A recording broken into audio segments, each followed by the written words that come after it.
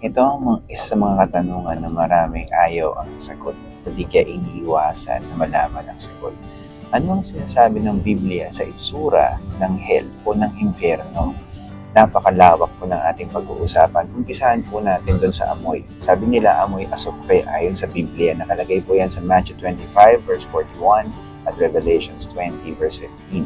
At marami pang references sa Biblia that talks about hell, asupre.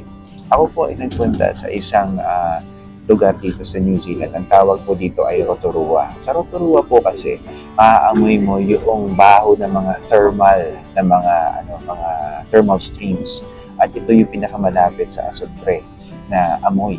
At ang baho po niya talaga, ang sakit sa ilong at kumakapit sa balat. Isipin niyo na lamang po, ikaw ay nilagay sa isang basurahan na sa loob ng basurahan, yung truck ng basura, nandun kayong enclosed at nasa loob ka. Higit pa doon ang baho. Make it 1,000, maybe 10,000 times ang smell. Sobrang init. Kung ikaw ay naka-experience ng sunog na bahay at lumapit ka lang ng konti, halos matanggal o masunog ang iyong mga balat. Diba? Halos matanggal at masunog ang iyong mga buhok.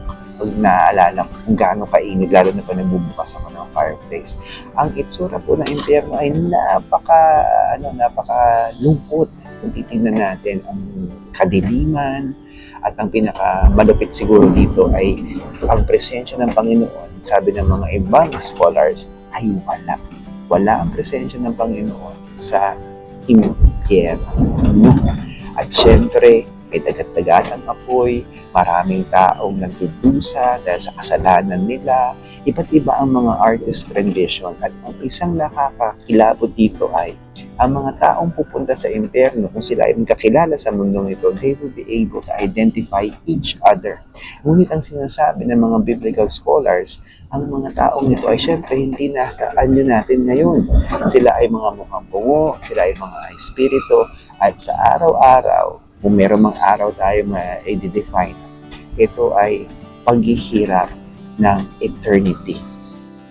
Buong buhay, kahit patay ka na, I think so. So napakahirap, napakainit, dapat iwasan. Ang mga taong hindi tatanggap kay Jesus bilang Diyos na tagapagligtas ay pupunta sa impyerno ayon sa salita ng Diyos. Masakit man sabihin, nakakarindi man sa ating tenga, pero ito ang katotohanan pag binasa mo ang Biblia. Kaya kapatid, kung ikaw ay ligtas na, magpasalamat ka sa Panginoon dahil hindi ka pupunta sa impyerno. Ngunit kung hindi mo pa natanggap si Jesus bilang Diyos na tagapagligtas, tanggapin mo siya para magkaroon ka ng buhay na masagana dito sa mundong ito at hindi ka pumunta sa impyerno. Pag namatay, ang iyong lupang katawan, ang iyong kaluluwa ay pupunta sa kalangitan. Pagpalain ka ng Panginoon.